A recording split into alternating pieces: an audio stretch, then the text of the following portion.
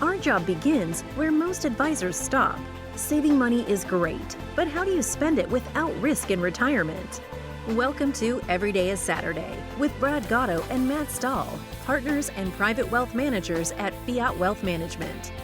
In this podcast, we aim to broaden your knowledge about the financial world we live in today and make the boring and complex financial decisions fun, informative, and educational. Join us on this journey where Brad and Matt will explore different strategies on how to spend your money without guilt and have peace of mind knowing you are spending it the optimal way in retirement. Hello, everybody. Welcome back to Every Day is Saturday. I am Matt Stahl, partner with Fiat Wealth Management. I'm here with my partner, Brad Gotto, and we are extremely excited to have a special guest with us today, Chad Mason, CEO of Cabana Group. Hey guys, thank you for having me. And I love it that it's Saturday. I felt like a Monday all day today. Awesome. Well, Chad, we've known you for a while. Not everyone on here is going to know you. So let's start from the beginning. Just tell us a story. Tell us about yourself, where you're from, how you got to doing what you're doing. Yeah. All right. I'll try and make it brief. So started out my adult life as a lawyer, kind of a street lawyer, doing all sorts of things you might imagine that would be associated with chasing ambulances and doing divorce cases and all that good stuff. So I spent my 20s doing that throughout the 90s up until the late 90s. And an interesting sort of thing happened in my life that turned out to be, fortuitous at the time. It was not such a good thing. My grandfather, who was sort of a hero of mine, from South Arkansas, and he started out life as a plumber, literally living on dirt roads in South Arkansas. Didn't come from money. Spent all my summers down there with him and my grandmother. And he had sold his business in the early 80s. And I'd watched him sort of learn about investing and investing his money at that point with Fidelity mutual funds when those first came out in the 80s. And I kind of watched from afar and talked to him a little bit about it. But long story short, he passed away in 1997. My grandmother passed away 11 months later. I ended up probating those estates and didn't know really much about investing, if anything, other than the time I'd spent with him and just a general idea of what it would involve.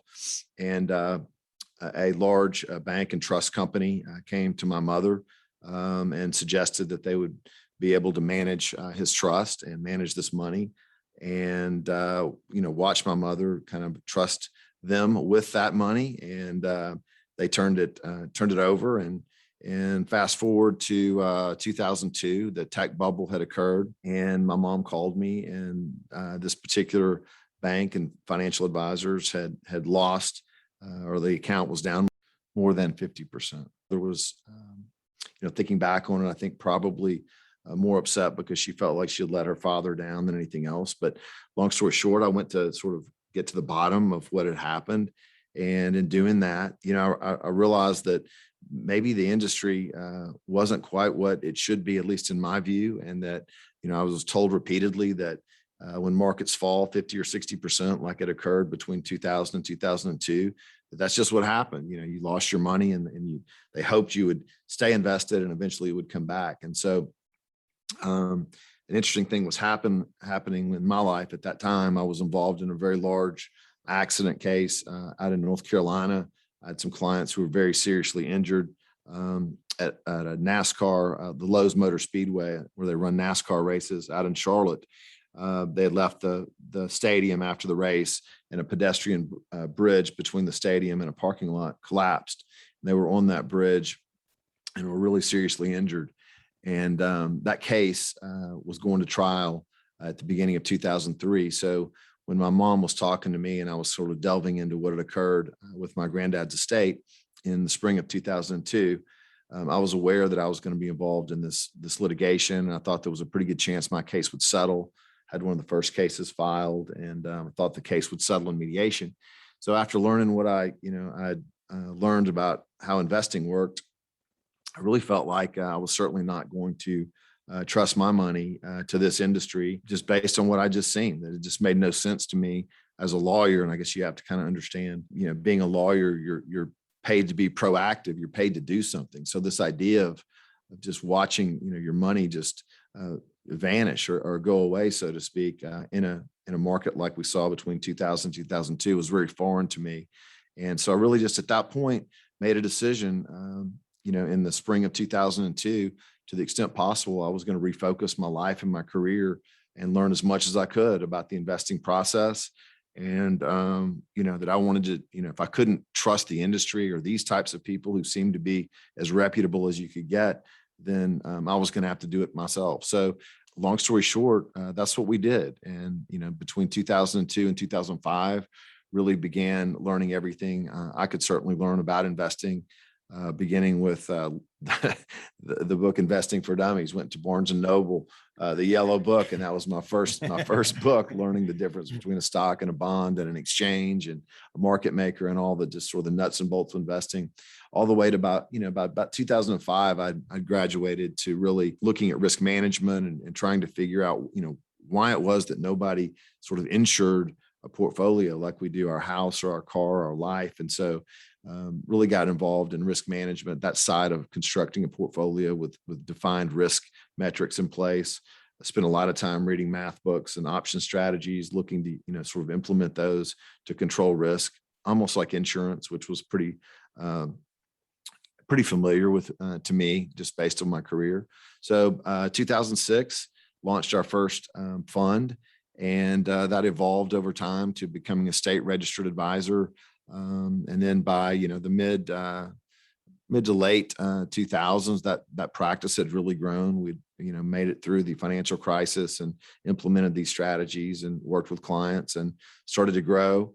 And it just evolved from there. About 2000, late 2015, we made a decision, my partner and I, Louis Schaff, to sort of take these portfolios public and begin the process of distributing these to advisors around the country. We've now wrapped these in ETF or exchange traded funds structures, which are quite efficient, allow for some real tax benefits. And so we spend much of our time now just working with partners like you guys around the country, building product and portfolio solutions that make sense to you and your clients. And hopefully, my goal is to get as many people involved in this great world of investing and change lives. So that's a very short synopsis, and happy to provide more color if you think it's important. Yeah, perfect. Well, yeah, just to back up a little bit. So we often describe what we do to clients as general contractors, and we go out and find the best subcontractors for each area. And Chad and his team at Cabana act as one of those subcontractors for us when it comes to the investment world. And one thing that really stuck out to us was your story. So what you just explained, and there's much more to that story. So if we have the time, I'd love to dig into continuing that story about your pool house and all those good things. Yeah. And the very beginnings. You have a specific algorithm that you use that has a particular name. So if you could talk about that a little bit, that'd be great. Yeah. So, we call our algorithm CARA, which stands for cyclical asset reallocation algorithm. An algorithm is just a fancy word for, a software program that's doing some sort of analytics for us. In our case, this software program evaluates kind of where we are in the repeating business cycle, and we allocate to asset classes in the very broadest sense that perform relatively well at that point in the cycle. And then we hedge with non-correlated or inversely correlated asset classes, depending upon the risk parameter, what we call the target drawdown of the portfolio. So I like to say that CARA, which is our algorithm, she has no bad habits. She doesn't smoke cigarettes. She doesn't drink, and she doesn't even sleep. She works. She doesn't have any bad personal relationships. She just works 24/7. So CARA is constantly, pulling in some fundamental and technical data that reflect the business cycle, and we're aggregating that data in real time, and then we're allocating our clients' portfolios to those asset classes again that perform relatively well at that point in the cycle. And then, we try and keep it really simple in that we do hedge with other asset classes. In the event that we're wrong or things change, we want to be able to cushion or maintain that drawdown. And so we use other asset classes to do that, understanding that at the end of the day, it's a zero-sum game. When money leaves one asset class, it's got to, by definition, go to one of the other ones. And so, that's in its most simple terms what we do. It's based on some really time proven financial theories and ideas.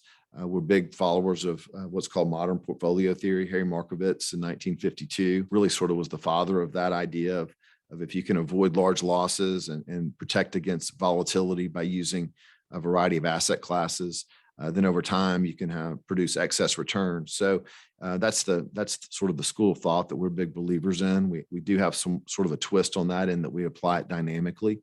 But 2 Nobel Prizes have been awarded on this type of investing and why it makes sense over time.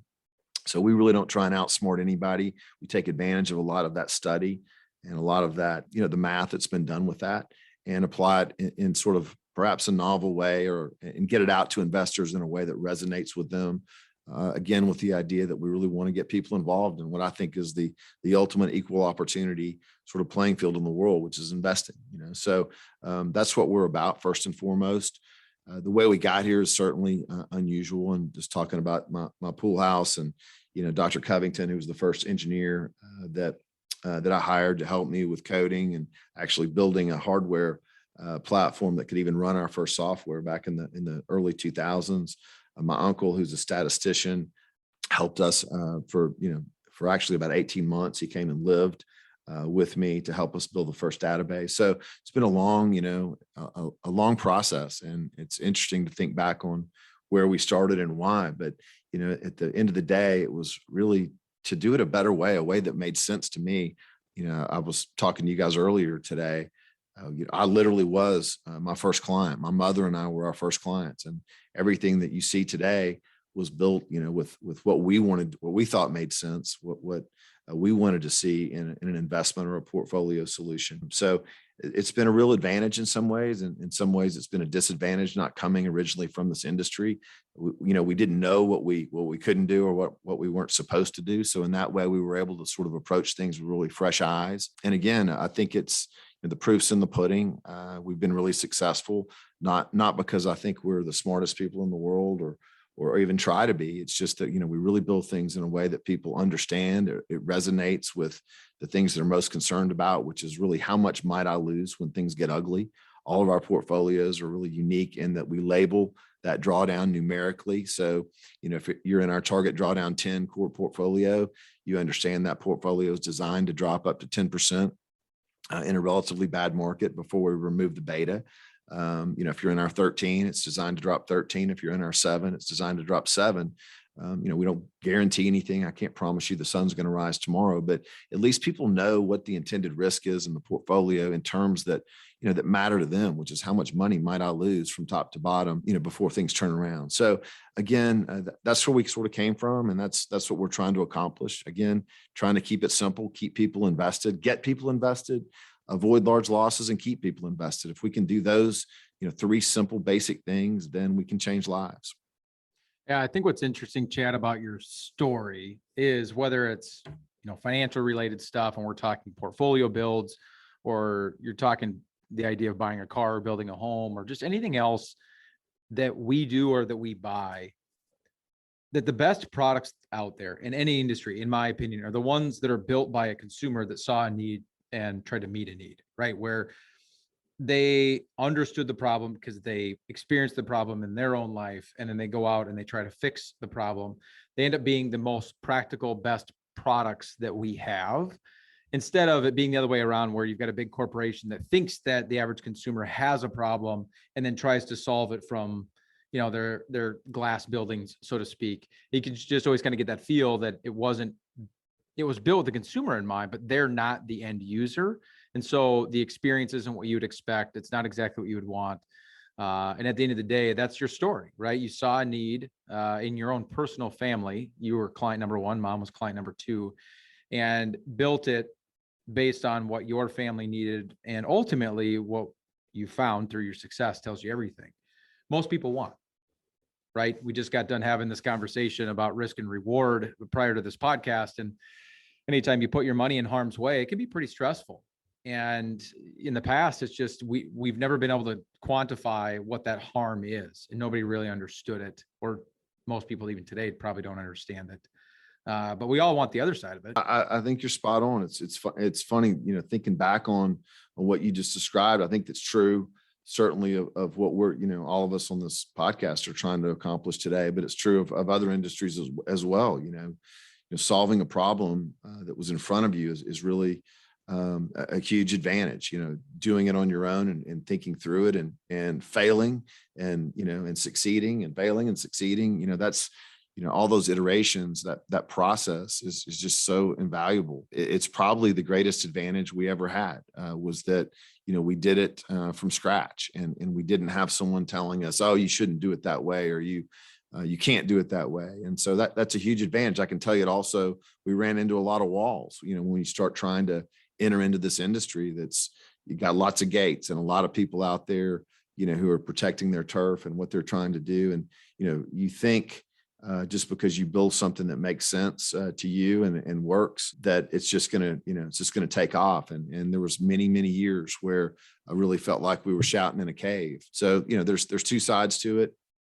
But I do think you're spot on. I think the best products that have ever been built, have been built by people to solve a specific problem that they were familiar with and they were passionate about for some reason. So yeah, I'm with you on that. As far as risk and reward, that's another really interesting sort of psychological dynamic that involves investing. Everyone is looking for the greatest reward or yield, if you want to use the colloquialism in our industry. Everybody's chasing yield all the time, but it's always relative to one thing, which is risk. How much money might I lose in this endeavor? And so we really try and go out there and put that at the forefront of everything that we provide downstream clients, so they can address that issue first. They know what the intended risk is, and so that's just that's an important, to me, just critical part of investing as it should be.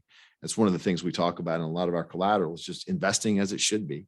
You should know what you're getting into in terms that you can understand and that matter to you when you're looking at any investment. And so we really have done I think a great job of putting that out there and being accountable. And I think the reason that and again, this is my opinion, so take it for what it's worth. It's my opinion that a lot of investments that you see out there, and then traditionally the way the industry's handled this, is they don't want to be accountable.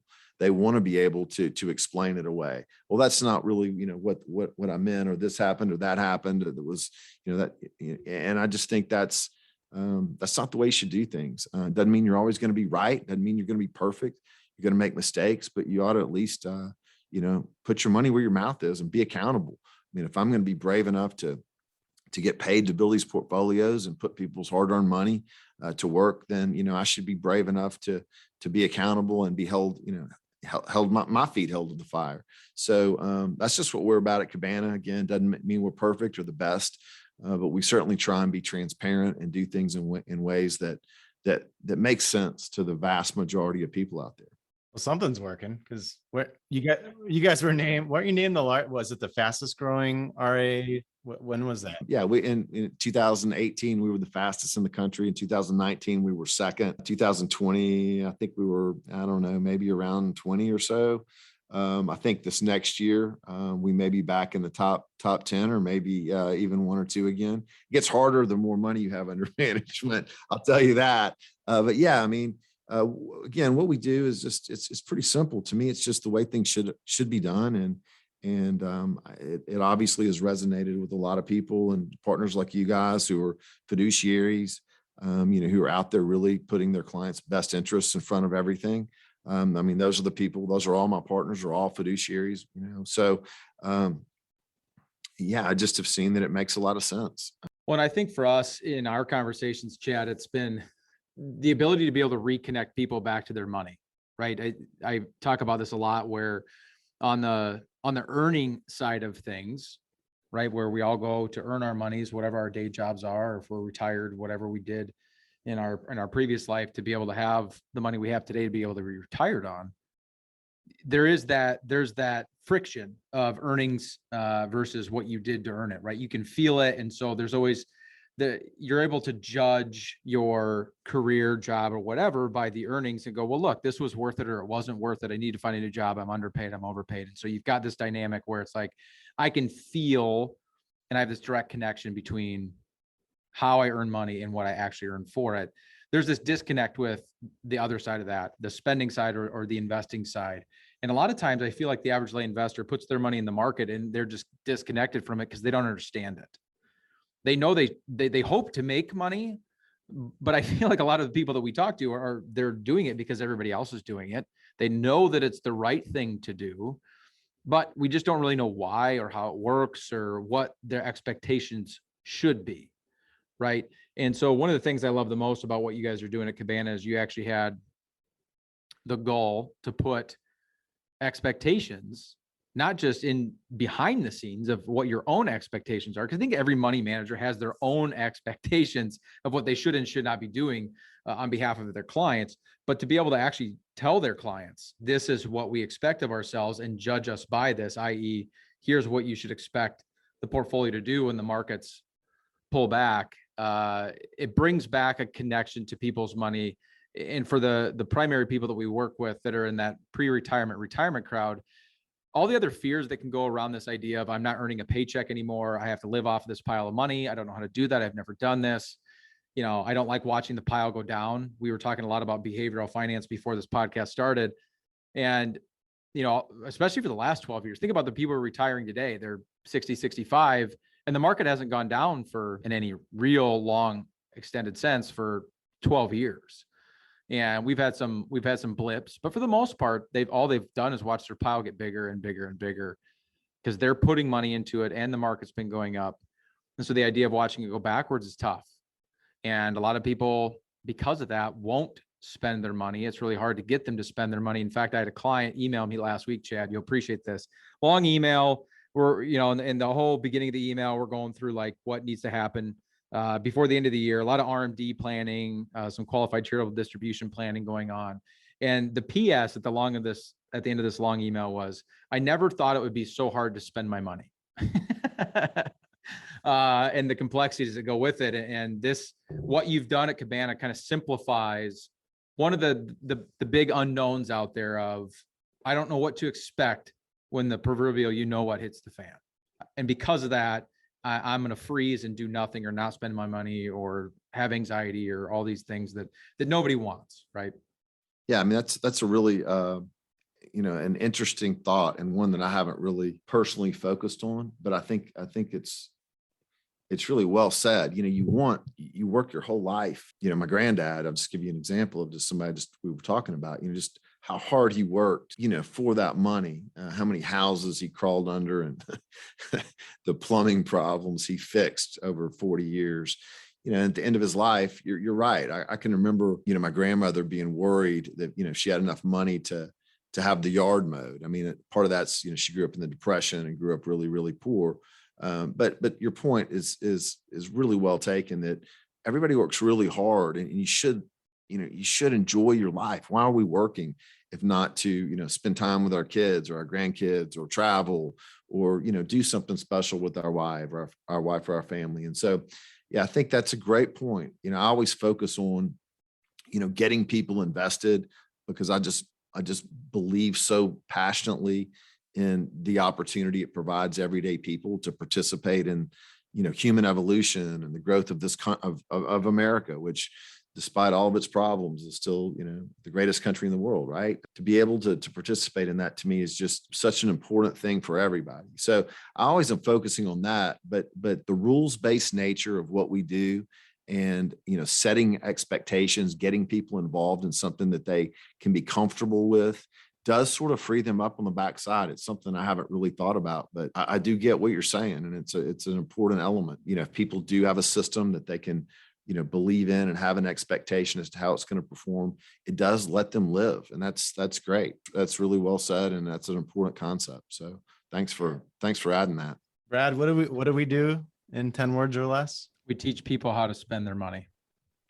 I mean, I haven't had anybody put it quite that way, but I mean, that's the way it should be. I mean, right? I mean, why are we doing this? Why are people, living and dying to save and work for their for their families and themselves? I mean, if not to take advantage of it at the end of the day, or even why have to wait to the end of the day? Even better, So that's great. I like that. I'm going to borrow that. Well, it goes even further. We actually say we teach people how to party. Well, I'm definitely going to borrow that. So thank you. That's right. That's right. It means something different to everybody. But the real cool thing is and you telling your story and how, you felt like you're coming in from the outside, our message stands apart from most other firms. Most of the firms are not leading with, hey, come over here. We're going to teach you how to enjoy your money, and spend your money. So we appreciate it more than, your background not being in the traditional financial services industry, and overlaying your story on top of ours. It makes complete sense. And that's why, we've been extremely happy. Yeah. I mean, it's been a great partnership. You guys do amazing stuff. Brad and Matt have a bunch of guys and ladies in here who are also advisors. And I was just talking to them about, we've got hundreds of advisors around the country, who are partners and that we work with, but you guys really do it differently, and you are thinking outside the box, and I love it. It makes us better. Just me getting to do this, just having this conversation, helps me build better products and helps me, build better messaging. Our marketing and communications department is always looking to how do we explain this in a way that's more concise and why it's important. And just like you just said, that's a concept of, learning how to spend your money and what it takes to feel comfortable enough to do that. That's a message in and of itself about how we build portfolios and why we build them. So anyway, great to be here is the bottom line. You guys are doing it right. Well, we appreciate you telling a little bit of your personal story, a little bit about how you're getting done, what you're getting done over at Cabana as far as kind of the technical stuff is concerned. One of the things we like to do when we have guests, Chad, is when we get kind of towards the end of the podcast here. All right, let's go. Skip it. Ask 5 fun questions. Just that have nothing to do with, and you're not going to have any idea where they're going to come from, but we're going to fire 5 quick questions at you, have a little fun with you before we shut this podcast down for today anyway. And so with that said, I'll start, if you don't mind, Matt, and ask the first question.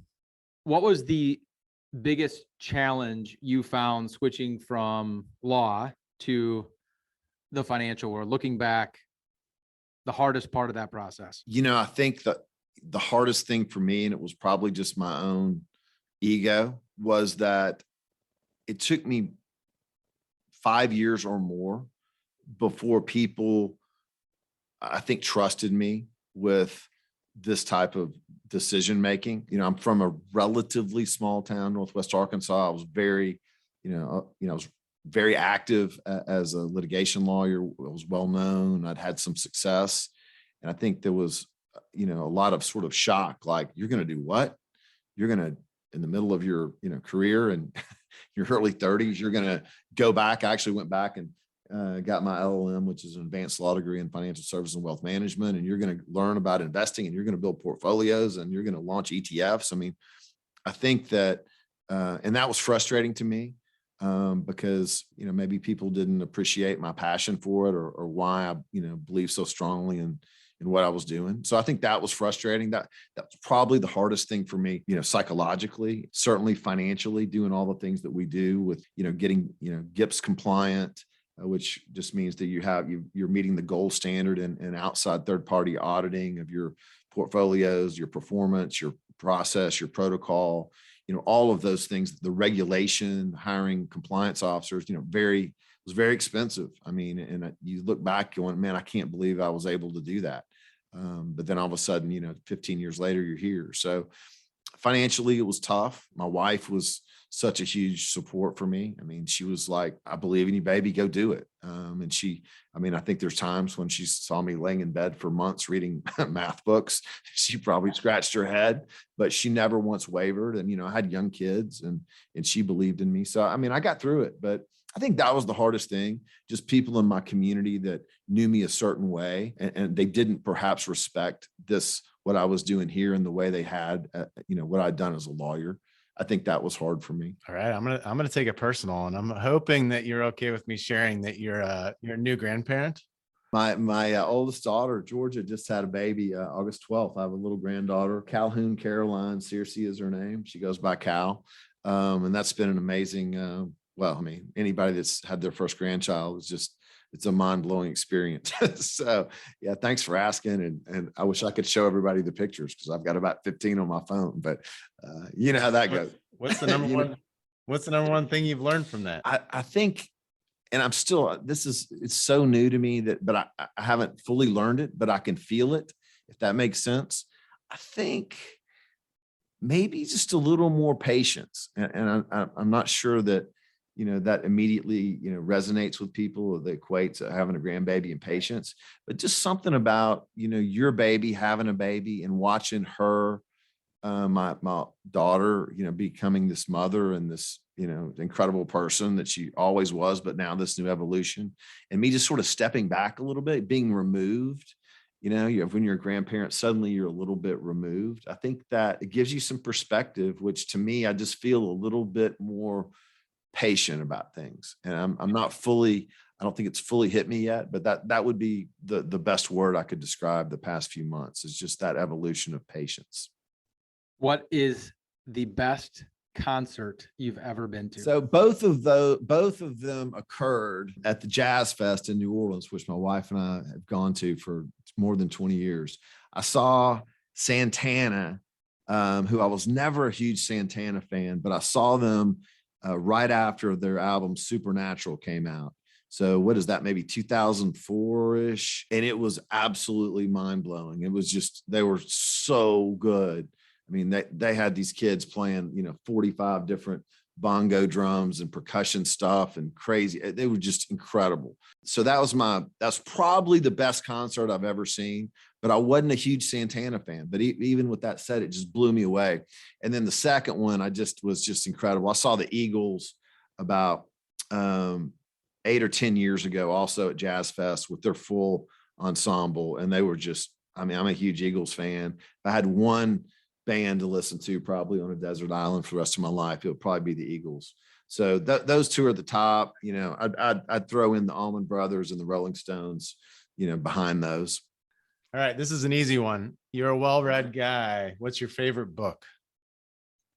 All right, I'm going to say Tom Sawyer, which is, I know it's just a giveaway, but I mean, if you ask me, if I had to read a book 5 times, it would be Tom Sawyer. There's a financial book that a client gave to me that you can read in about a night and a half that was transformative to me in a really unique way. It's a famous book that I just gave my son. Rich Dad, Poor Dad is the name of that book. So 2 very, very different books. Okay, last question. Now, Matt already gave away the fact that you're a grandfather, so I don't feel like I'm out of bounds saying that you also just recently had your 54th birthday, correct? That's right. I'm now officially an old man. I'm AARP. I get all that stuff in the mail, which really shocks me, man. So for some people, I would say fast forward 20 years and tell me, what your life looks like. I'm going to go a little shorter because who knows if you're still be alive then. Okay, let's do it. So what's Chad Mason doing at 74 years old? I can tell you this because, if there's anything I know about myself is I will be working. I just cannot not work. So it's probably a flaw in my character in some ways. I spend too much time doing that. And I think I will always be working, and I just can't think of a job I like more than the one I'm doing now. I'm just as passionate about investing and building portfolios and coming up with solutions and ways to do things now as I was 20 years ago when I started it. And I mean that. It's almost like sports investing. I was an athlete growing up, and I love sports. Investing is the ultimate sport, and it's a challenge every day. You don't ever solve it. You try and continue to get better. So it has all those components. It's a lot like law too, in that, when I got a case, it was very analytical. There was a lot of pattern recognition and, way things work together. And that's very much, consistent with the way we build portfolios. So, everything that we do today is similar in some ways to things I've done in the past. And I imagine I'll be doing the same thing 20 years from now. At least I hope I am. If you're not working, it's just hard if you're not doing something you're passionate about, you're just not living. So to me at this point, I'm passionate about what I'm doing. So I think that's what I'll be doing. We'll see. Chad, Matt and I really appreciate your time. We appreciate the partnership you have with our firm here at Fiat. One of the things that it probably is more ingrained in us every single day is how important it is to have really good partners to take care of the families that we serve, because we can't do it on our own. And at the end of the day, kind of as their CFO, as we like to fancy ourselves, there's a lot that goes into it. Some of it's behavioral, some of it's financial, but at the end of the day, we just know we can't do it on our own. And so we greatly appreciate the partnership with your firm the last couple of years. We appreciate the time that you've given us, the access you've given us to ask all the good questions and all the dumb questions to make sure that the families that we serve are getting exactly what they're after. So thanks for being with us today. We greatly appreciate it. Sharing a little bit of your story, because that's really what matters. And hopefully we can do it again sometime soon.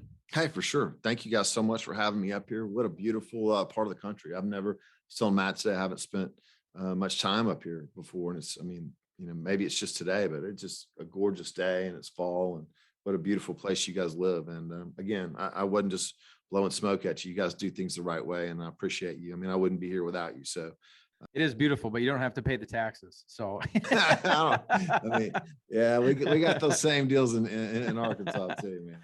So, all right, everybody. As always, thank you so much for listening to Every Day is Saturday. If you want to reach out to us here at Fiat, our website is going to give you all of the information that you need, and you can find that at www.fiatwm.com. Please subscribe to the podcast if you've not done so already. We don't want you to miss an episode, and we would absolutely love it if you would share it with your friends and your loved ones.